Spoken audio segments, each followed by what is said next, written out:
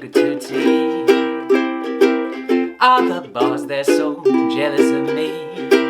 I never take her where the gang goes when I take my sugar to tea. I'm a rowdy daddy, that's me. She's a hi-hat baby, there's she. So I never take her where the gang goes when I take my sugar to tea. Every Sunday afternoon we forget about our care, rubbing elbows at the Ritz with all those millionaires. When I take my sugar to tea, I'm as ritzy as I can be, 'cause I never take her where the gang goes when I take my sugar to tea.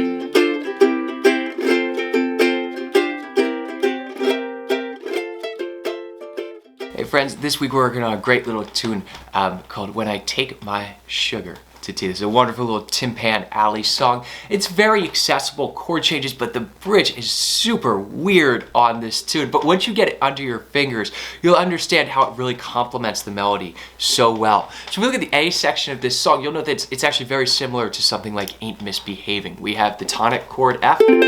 Then we're walking up, we have an F sharp diminished seventh. You can leave this out if you want. You can really just play F. When I take my sugar to tea. But if we have that F sharp diminished chord in there, it really adds a little bit of movement. When I take my sugar to tea. And it really accentuates that E flat that we have in the melody. But we don't necessarily need it. So if you're having trouble getting up to that diminished chord, you don't have to. You can really just play 1-5 for the first couple bars of this. You play F, C7th, F, C7th in there. And then we go up to our D7th chord, just our dominant 6th chord, very common. And we have G minor 7th to B flat minor 6th. We would usually think of this as, a B flat 6 to a B flat minor 6. Think of I'll See You in My Dreams and various tunes like that. And you'll see it. These are very common harmonic devices that are used. But in this case, since we're coming from a D7th, our D7th is the dominant chord in the key of G. So we want to call this a G. The bass player would hit a G when we're playing this, and that would make sense. And then likewise, we can think of that as a G minor 7 with a flat 5. So what's that mean? That means we have G minor 7, right? G, B flat, D, F. The flat 5, so the 5th of it, our second note in the chord, so a D flat.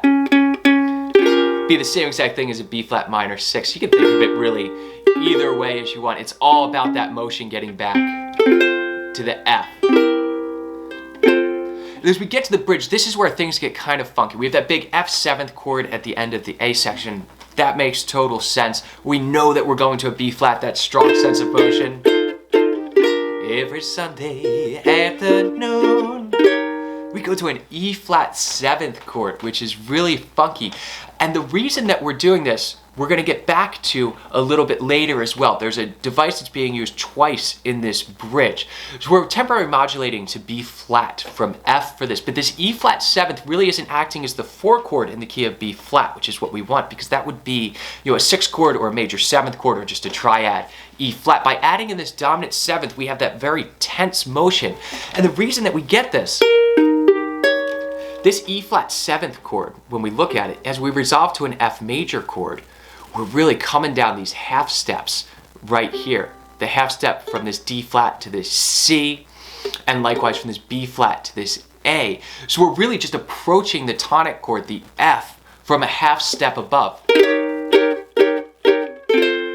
So we want that resolution. So we're temporarily going to B flat, but then we're like, maybe we're not gonna stay here too long. We'll get right back to the tonic. And then if we look at bar 23, at the turnaround on the bridge, we have a D flat 7th, and then to a C7th. Same thing, right?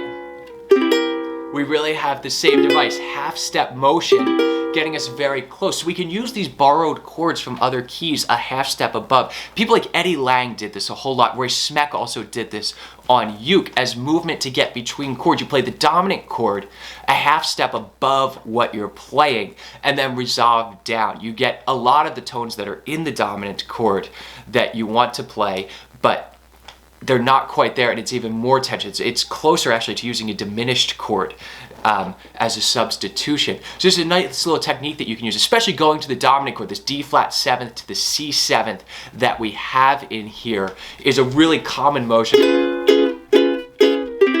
We want that resolution back down to the C 7th, and that takes really nicely back to the F.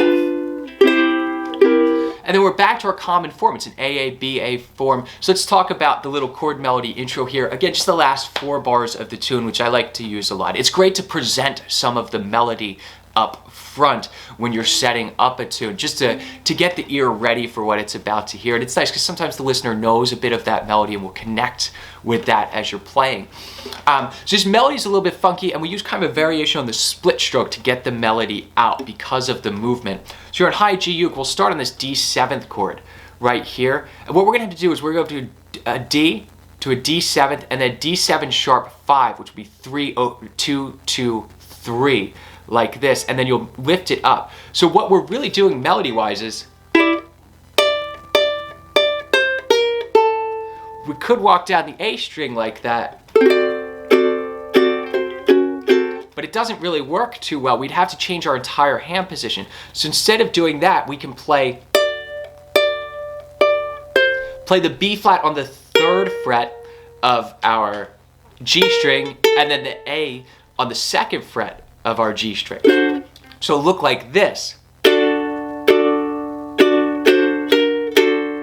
So we just have a series of downstrokes where we're just hitting the G string. So down, down, down, up, down, down. Let me play it for you real slowly.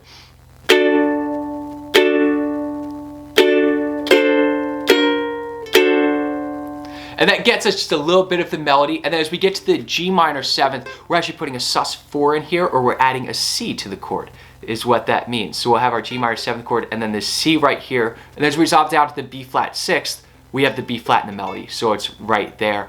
And I generally don't pluck out the rest of the melody because it's really contained in the strings. We've given a good nod to what the melody is without going too far in it. So the little intro section will sound like this.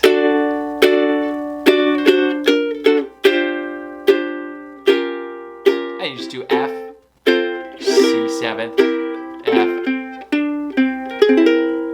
and you go to C7 sharp 5 just to get you around the end. I hope you enjoyed this, and I will see you all next week.